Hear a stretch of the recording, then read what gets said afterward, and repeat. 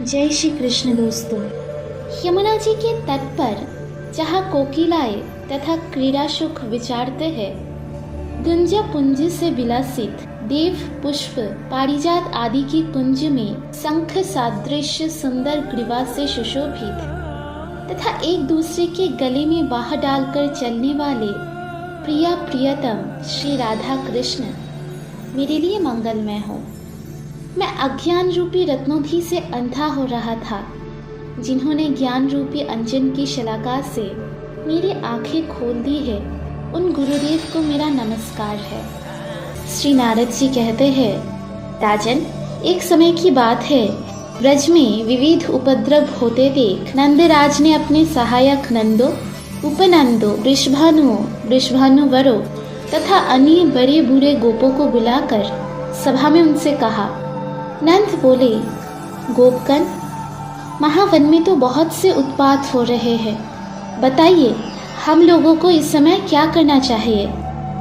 श्री नारद जी कहते हैं, ये सुनकर उन सब में विशेष मंत्र कुशल वृद्ध गोप सन्नंद ने बलराम और श्री कृष्ण को गोद में लेकर नंद जी से कहा।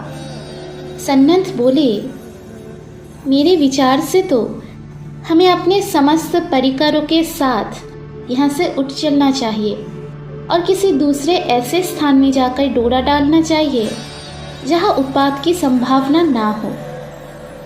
तुम्हारा बालक श्री कृष्ण हम सबको प्राणों के समान प्रिय है, ब्रजवासियों का जीवन है, ब्रज का धन और गोकुल का दीपक है और अपनी बाल लीला से सबके मन को मोह लेने वाला है। हाय, कितनी खेद की बात है कि इस बालक पर पूतना, सकट और तृणावर्त का आक्रमण हुआ, फिर इसके ऊपर वृक्ष भी गिर पड़े।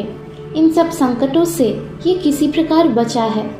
इससे बढ़कर उत्पात और क्या हो सकता है।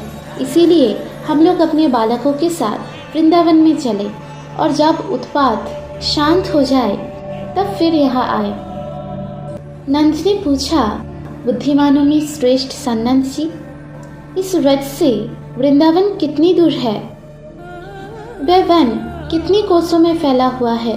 उसका लक्षण क्या है और वहाँ कौन सा सुख सुलभ है? ये सब बताइए।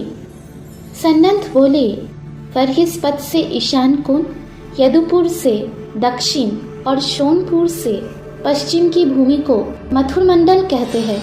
मथुरा मंडल के भीतर 20.5 योजन विस्तृत भूभाग को मनीषी पुरुषों ने दिव्य मथुर मंडल या ब्रज बताया है। एक बार मैं मथुरापुरी में वासुदेव जी के घर ठहरा हुआ था। वही श्री गर्गाचार्य जी के मुख से मैंने सुना था कि तीर्थराज प्रयाग ने भी इस दिव्य मथुरा मंडल की पूजा की है।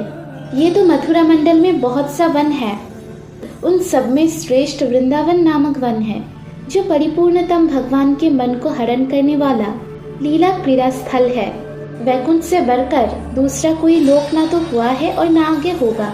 केवल एक वृंदावन ही ऐसा है जो वैकुंठ की अपेक्षा भी परात पर परम उत्कृष्ट है, जहाँ गोवर्धन नाम से प्रसिद्ध गिरिराज विराजमान है, जहाँ कालिंदी की तट पर मंगलधाम पुलीन है, जहाँ बृहत्सानु पर्वत है तथा जहाँ नंदेश्वर गिरी शोभा पाता है, जो 24 कोस के विस्तार में स्थित तथा विशाल काननों से आवृत है, जो पशुओं के लिए हितकर, गोप गोपी और गायों के लिए सेवन करने योग्य तथा लता कुंज से आवृत है।